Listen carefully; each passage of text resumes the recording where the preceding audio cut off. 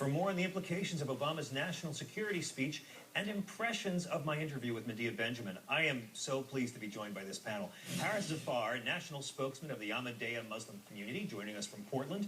Michael Hastings, BuzzFeed correspondent at large, who's author of the essential new ebook, Panic 2012, the sublime and terrifying inside story of Obama's final campaign, and Democratic strategist and contributor to Forbes.com. We all know who you are. You're Rick Unger. Good evening, gentlemen. Thanks for joining us.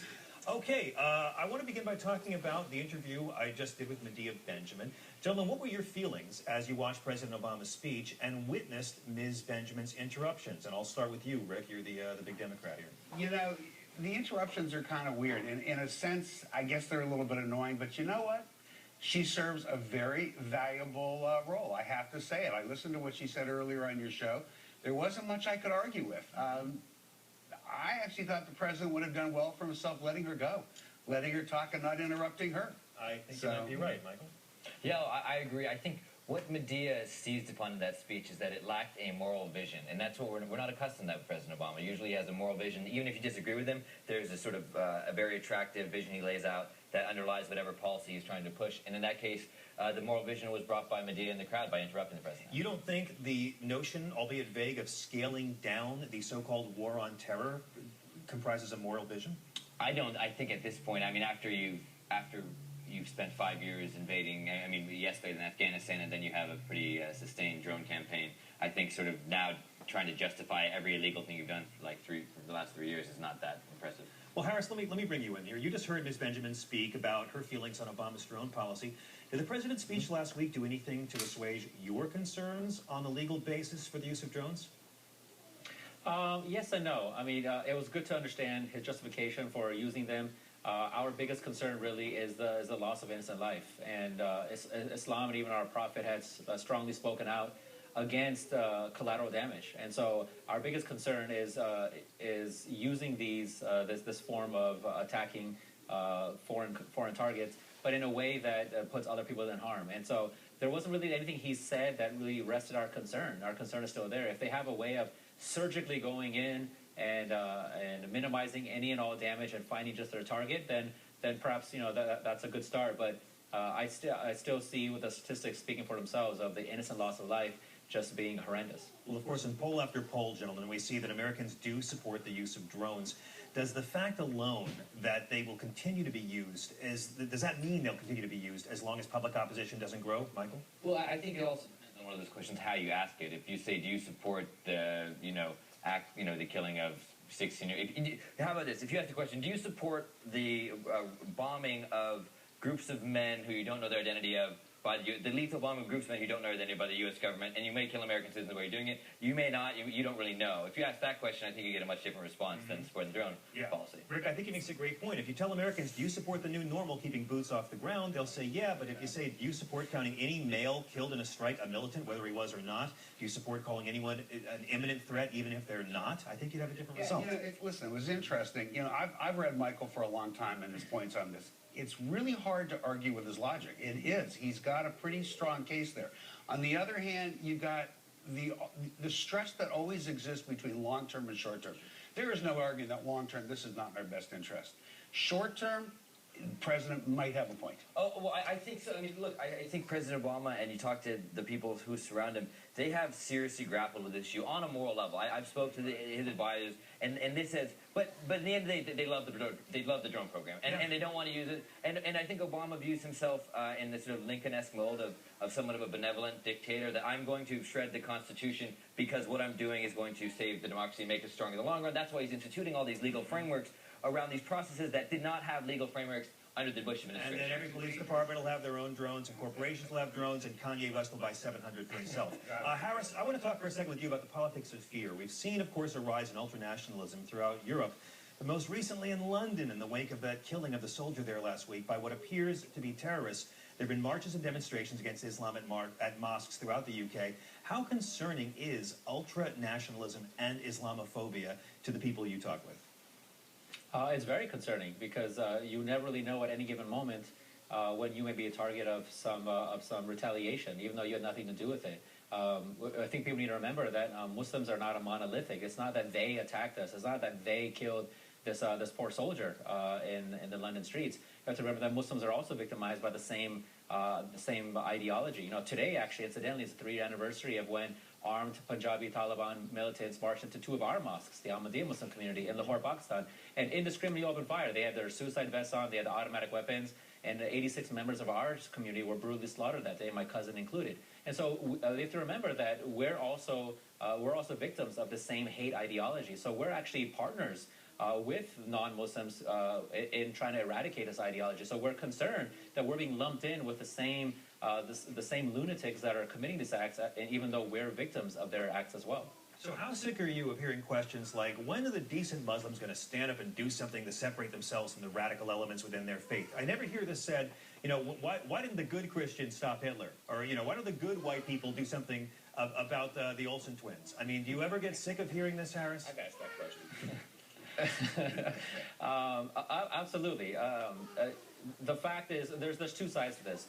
Side one is we've been speaking out for decades, not just since 9/11, especially since 9/11, but even before that. We've been speaking out tremendously against the Taliban, against all of these militant Muslims, even if they're lone rangers. But on the other side, we have to remember that why should a peaceful Muslim have to respond for the acts of a lunatic? Certainly, we would never ask every Jew in America to respond for any example of Israeli aggression in the occupied territories, because it would be ludicrous for us to do so. But this is the situation we find Muslims in, is that they have to respond, and certainly that does not seem like a rational course today. Yeah, it really seems unfair, and yet it's ever so common. Now, another unsettled matter from Obama's speech last week is, of course, Guantanamo Bay. An attorney who represents 11 detainees there is going to join us all coming up next. Welcome back. Okay, another focus of President Obama's national security speech was, of course, his continued call on Congress to close the military prison at Guantanamo Bay and release prisoners that have already been cleared. It's a call he's continued to make since he became a national figure and anyone was paying any attention to any calls he was making. But to come full circle, is closing Gitmo and transferring those prisoners a call he can make on his own without going through Congress, and a call he has failed to undertake? Well, to help answer those questions, we're now pleased to be joined by Assistant Federal Public Defender, a man who represents 11 of the detainees at Guantanamo Prison, Carlos Warner. Carlos, thank you so much. Welcome back to Viewpoint. Hey, John, thanks for having me again. And I have to say, first of all, Medea Benjamin, my protest hero, every time she gives one of those, somebody gets fired. That's true. That's true. Although I had to fight the urge to interrupt her every time she answered a question. So listen, Carlos, obviously you of all people listened closely to the president's speech last week. What were your feelings on what the president had to say about Guantanamo? Anything specific? Well, I think the first thing and most important thing is he lifted his own moratorium on transferring individuals back to Yemen. So that was very important, and we cannot deny that. After the rest, I was very disappointed because we've had high-level individuals in the State Department and in the Department of Defense previously, and they point their fingers at each other and say, we can't get the job done. That's why Senator Feinstein called for somebody in the White House.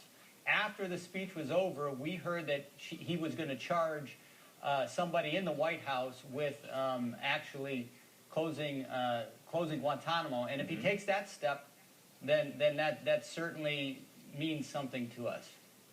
Well, you know, we all know that there's 86 prisoners who have been cleared for release. Millions of Americans don't know that. I guess they do now because they all watch Current. But, Carlos, how much action can the president take by himself without approval from Congress on this? I mean, is the president scapegoating Congress, or can they really stand in the way of this? No. He has absolute authority right now to transfer the 86. And that's one of the first things that Medea said in her protest. And that's absolutely right. Under the waiver restriction, or actually his waiver authority in that current NDAA, he has the power to authorize transfer in the interest of national security. So, and he explained eloquently why transferring prisoners is in the interest of national security. He just has refused to do that politically so far because, like you said, much of the left still believes Gitmo houses the worst of the worst, and that's just not true. Well, and likewise, that isn't the real reason he's not doing it, because were he to transfer these people and get them out of there, the right would crush him and crush him in the midterm elections in 2014, arguably ushering in a much more right-wing militaristic Congress.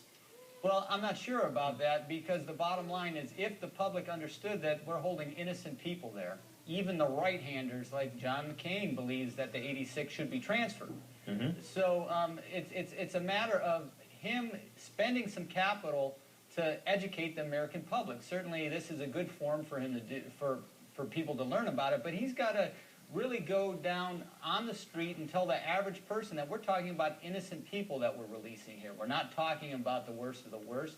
And when the right stands up and says these are 166 of the most dangerous terrorists in the world, that's just wrong. Exactly. And they should be called liars when they do it. But in the short term, Carlos, what is the condition of the prisoners currently on the hunger strike? Are they still being force-fed, and have their demands changed? The demands have not changed, and actually since the speech, the numbers have gone up. At least now the military is saying, I believe, 35 people today were being force-fed. At least 6 are in the hospital. So the speech really did move the needle for the men because he wasn't specific enough. Guantanamo really was a throw-in at the end. I mean, I listened to the whole speech. I had the text of it. And it was at the very end. It's not enough to convince the men individually that they should stop striking. But, you know, it's the same words. If he takes some action, if he demonstrates that, you know, there is somebody in the White House who's going to shepherd this along, and in fact, we're going to start transferring these innocent people, then I think the strike will end. At least that will help. The military, as we said on previous occasions, can end it itself too, but the military still refuses to talk to the men. I don't know why. Assistant Federal Public Defender who represents 11 of the detainees at Guantanamo Prison, Carlos Warner. Carlos, as always, thank you so much for your time and insight this evening. Thanks for having me, John. Of course. Okay, I'm rejoined now by my panel of Harris Zafar, Michael Hastings, and Rick Unger. Gentlemen, you just heard what Mr. Warner had to say. Do you agree with his assessment that President Obama could do more to shut down Guantanamo on his own, Michael? Well, if Carlos says that he has the executive authority to do it right now and is not doing it for political reasons, then I trust Carlos, the guy who represents 11 of them, which makes me even more disappointed about it. I actually kind of bought into that. Guantanamo was not one of my issues, but I sort of bought into the idea that maybe there was this congressional pressure that was preventing him doing it. But don't you think the political reality is that he doesn't want to see a more right-wing Congress in 2014, Rick? Yeah, I wish I could have asked Carlos a question because this is something always on my mind. I think the president does have the authority. What sticks with me is where are they going to go? We know that a chunk, at least, of these 86 people who should already be out of there, their countries won't take them back. Mm-hmm. And this is vexing to me, and I don't see how the president can solve that kind of catch-22. Well, let me bring in Harris on that, because, Harris, this is the big debate we keep hearing. What do you do with these men? Where do we put them? One thing I haven't heard anyone bring up is, why don't we ask the men where they would want to go? If you're innocent and America has put you in a cage for 10 years and they're finally letting out, don't you get to be a little bit demanding as to where you wind up going? I haven't heard anyone solicit the thoughts of these men. Well, you'd like to think that they would have some say in what happens to them, especially if they've been cleared to be free men. Certainly, I'm sure they don't have any desire to come to the United States after this episode. But I mean, this leads to we keep talking about how we're going to win this war on terror, how are we going to succumb terrorism. But this is what feeds terrorism. This is what feeds the angst. It's because a lack of peace is inherently and entirely tied to a lack of justice.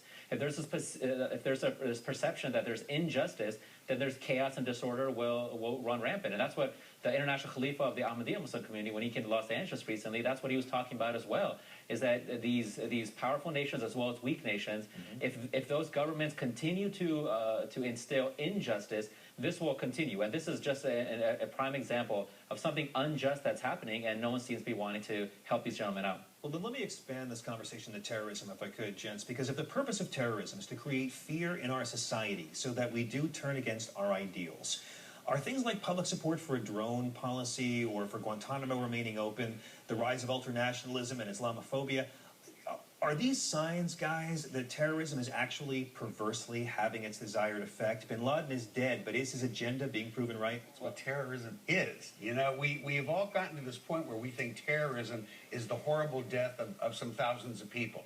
No, that's what sets off terrorism. Terrorism is forcing an entire people to wake up afraid every day. That's terrorism. But is it for the purpose of political change? Is terrorism violence in the name of instilling fear to create change in policy? Well, I think it can be, but I mean, I think in this case, from my perspective, I am much more, there's a much higher likelihood of my civil liberties being violated, of me even being thrown in jail and my phones being tapped illegally by the government, than there is me being killed in a terrorist attack, even if I continue to go back to Iraq and Afghanistan. So I just think the threat is so small, yet it gets magnified into this, into such an important factor that it's literally going to shape the tenor of the second term of the Obama presidency as it shaped the first. Mm-hmm. And I think we have to get back to pre-9/11 thinking. We're stuck in post-9/11 thinking. Well, John Kerry was right, and Obama should just come out and say, John Kerry was right when he called it a law enforcement issue. You know, Harris, it's a good point. Before 9/11, George Carlin had a routine about airport security where he said the only purpose of it is to give white people the illusion of safety. That's before we had to take our shoes off.